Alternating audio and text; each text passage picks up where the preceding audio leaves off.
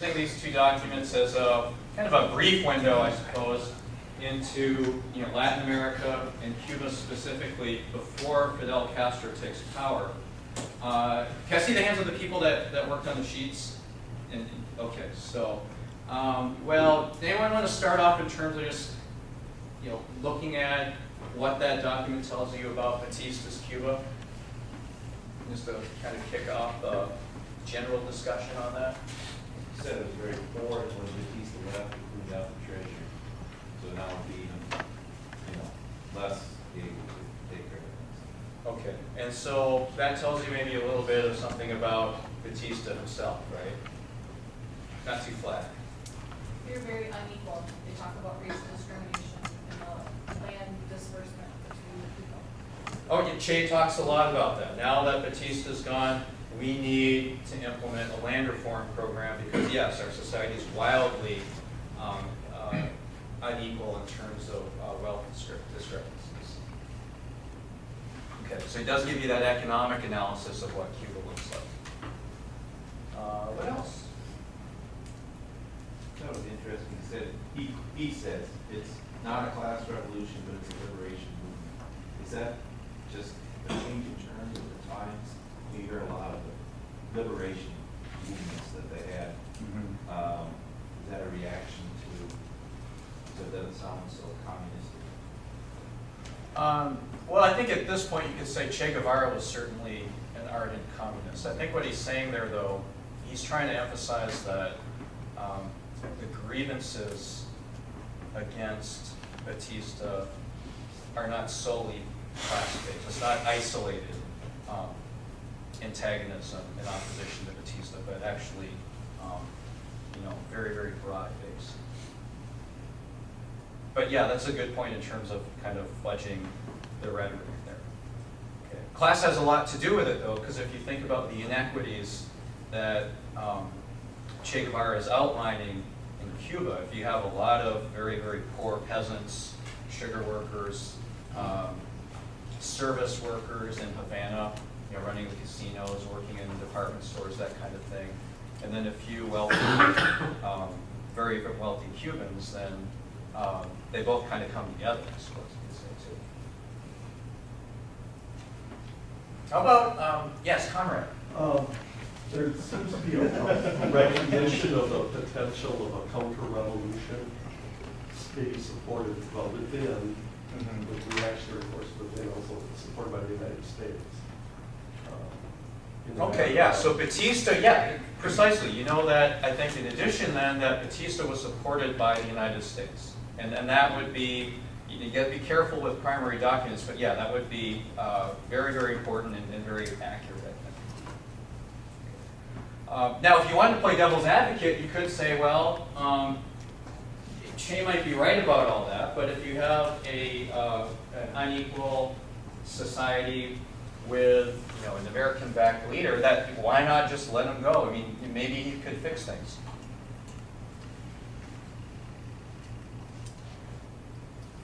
Does it tell you anything about Batista's capacity for change, or what's he doing politically according to that? Making accommodations. Okay, so he's saying, look, this government of Batista accommodates the United States, and when he has his eye maybe on who he's looking to please, is he looking to please Cubans, or is he looking to please Tio Sam, Uncle Sam? I mean, again, according to Che, but what do you think? For the people who can line his pockets. Okay, so again, you get this sense from Che Guevara that this is a corrupt government then, right? Right. Okay, it's corrupt. It is, just to outline what we've got here, Che Guevara is saying that Batista's Cuba is a corrupt government. It's a government that's heavily influenced by foreigners, dominated by foreigners, perhaps. Okay. It's an unequal society. Does he say anything else? He says the revolution's an example for every other country, including America, which basically tells me that they're going to That's important, I want to get to that. And how about politically, though? Because, you know, we could say that there are, well, corrupt but well-meaning governments that simply haven't gotten the job done. Well, he says there's a split here between the guy who says, if Batista makes 100 concessions, we'll make 101.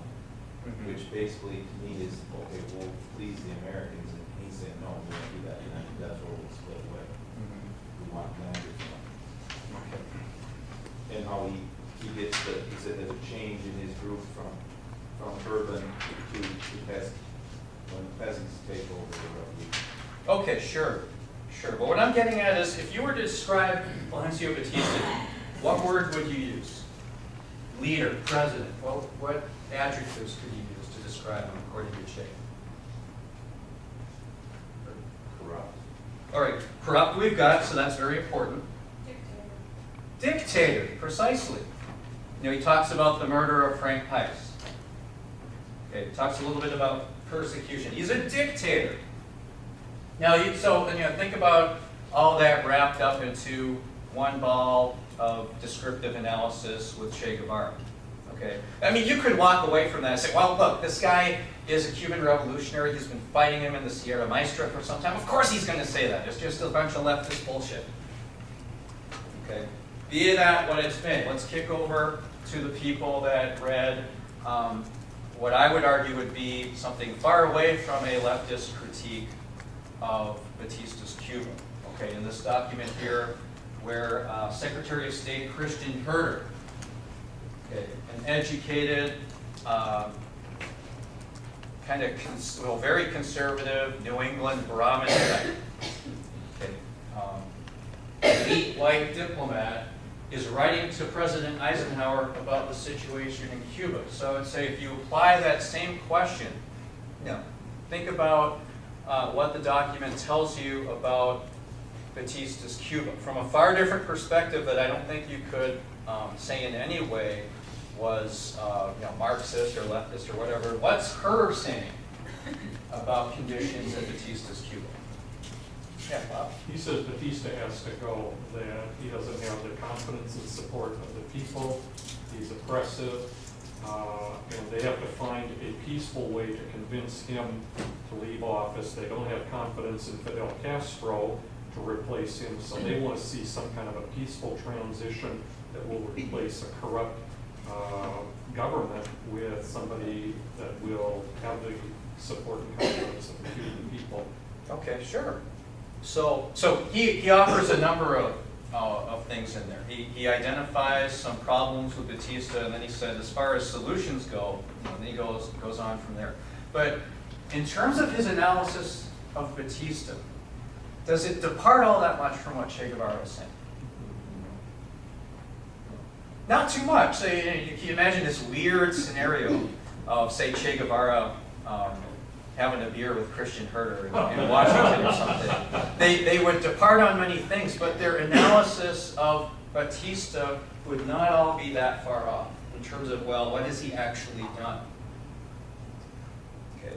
And so then the problem from the American point of view is, well, what do you do? It's clear, like Bob is saying from this point, that they're already saying Batista's got to go. And they're kind of working in many directions to try and make sure that happens. But they don't know what they want next. They know they don't want Castro. Okay. Of course, the decision is not up to them. Now, we can come back to this document or the other one if you like in just a little bit. But what I want to do is just kind of pull away from Batista in particular and just use that as a model for what's going on with Eisenhower's policies toward Latin America in general. And one thing to keep in mind in a general sense is, you've been talking with Brian about this idea of a new era in U.S. Latin American relations, inter-American relations with the good neighbor policy.